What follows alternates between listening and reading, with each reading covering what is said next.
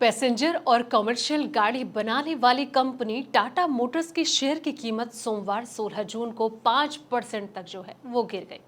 सोमवार की सुबह स्टॉक 711 रुपए के भाव पर खुला था, लेकिन उसके बाद ये लुढ़क गया। ऐसा इसलिए हुआ क्योंकि इसकी सहायक कंपनी जगुआर लैंड रोवर ने पिछले सालों की तुलना में चालू वित्त वर्ष में अपने प्रदर्शन के बारे में कमजोर या फिर कम पॉजिटिव आउटलुक दिया है। चलिए जानते हैं इसके पीछे की वजह।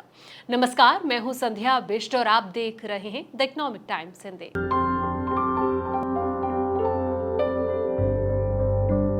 जगुआर लैंड रोवर यानी कि JLR को वित्तीय वर्ष 2026 में अपनी बिक्री से कम लाभ अर्जित करने की उम्मीद है। इसका अनुमान है कि इसका EBIT मार्जिन 5% से 7% के बीच होगा, जो पिछले साल प्राप्त 8.5% लाभ मार्जिन से कम है।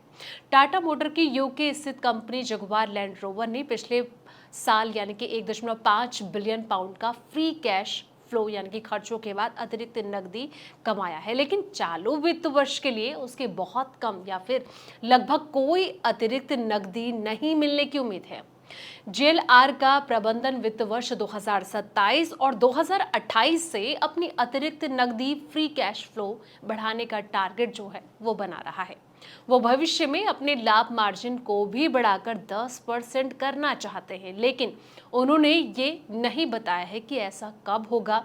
वित्त वर्ष 2025 में जगुआर लैंड रोवर यानी कि JLR ने टाटा मोटर्स की कुल आय का 71% और उसके कुल प्रॉफिट का 80% हिस्सा बनाया। प्रत्येक वाहन की बिक्री से JLR द्वारा कमाई गई औसत राशि जो है वो 70,000 पाउंड से ऊपर रही और पिछले साल की तुलना में इसमें कोई बदलाव नहीं हुआ। कंपनी ने कहा कि वह अभी भी टैरिफ के बारे में ट्रम्प प्रशासन के साथ बातचीत कर रही है।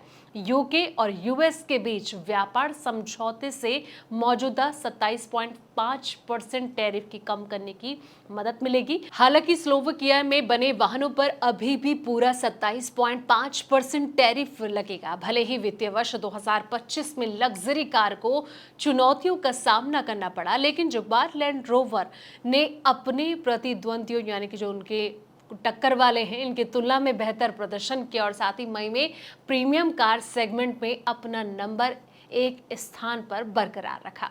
तो फिलहाल इस वीडियो में इतना ही। जानकारी भरे ऐसे ही तमाम वीडियोस के लिए आप देखते रहें द इकोनॉमिक टाइम्स हिंदी।